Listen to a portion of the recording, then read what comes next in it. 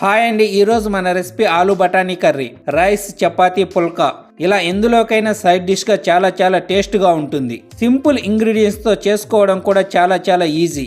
ఇందుకోసం ప్యాన్లో 2 టేబుల్ స్పూన్ల ఆయిల్ వేసుకోవాలి.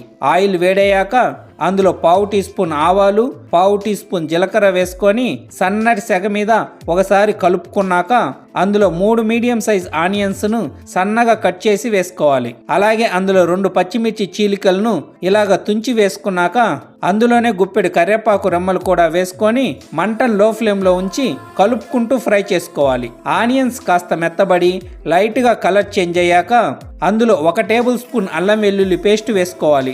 అల్లం వెల్లుల్లి పేస్ట్ పచ్చి వాసన పోయేంత వరకు ఫ్రై చేసుకోవాలి.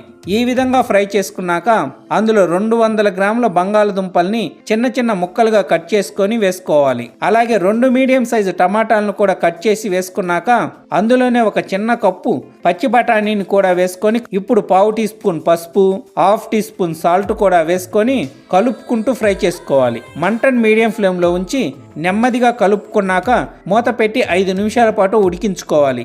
ఈ విధంగా ఉడికించుకునేటప్పుడు మధ్యలో మూత తీసి కలుపుకుంటూ ఉండాలి. ఇప్పుడు 5 నిమిషాల తర్వాత మూత తీసి కలుపుకోవాలి. ఇలా కలుపుకున్నాక అందులో 1 టేబుల్ స్పూన్ కారం, 1/2 టీ స్పూన్ ధనియాల పొడి, 1/2 టీ స్పూన్ జీలకర్ర పొడి, 1/2 టీ స్పూన్ గరం మసాలా కూడా వేసుకొని కలుపుకోవాలి. ఈ విధంగా సన్నటి సెగ మీద 1 నిమిషం పాటు కలుపుకున్నాక అందులో 2 టేబుల్ స్పూన్ల పెరుగు కూడా వేసుకొని మరోసారి కలుపుకోవాలి. పెరుగు వేయడం వలన కర్రీకి మంచి టేస్ట్ వస్తుంది. ఇష్టం లేని వాళ్ళు పెరుగును స్కిప్ చేయండి. ఇప్పుడు మూత పెట్టి 2 నిమిషాల పాటు ఉడికించుకోవాలి. 2 నిమిషాల తర్వాత మూత తీసి కలుపుకొని అందులో గ్రేవీ కన్సిస్టెన్సీకి తగినన్ని వాటర్ పోసుకొని 1 నిమిషం పాటు కలుపుకొని మరో 2 నిమిషాల పాటు ఉడికించుకోవాలి. 2 నిమిషాల తర్వాత మూత తీసి కలుపుకొని అందులో గుప్పెడు కొత్తిమీర తరుగు, రుచికి తగినంత సాల్ట్ కూడా వేసుకొని అంతా బాగా కలుపుకోవాలి. 1/2 నిమిషం పాటు ఇలా కలుపుకుంటూ ఉడికించుకున్నాక స్టవ్ ఆఫ్ చేసుకోవాలి. అంతేనండి, వేడి ఆలు బఠానీ కర్రీ రెడీ. ఎంతో సింపుల్ గా ప్రిపేర్ చేసుకోగలిగే ఈ curry bagara rice, veg biryani,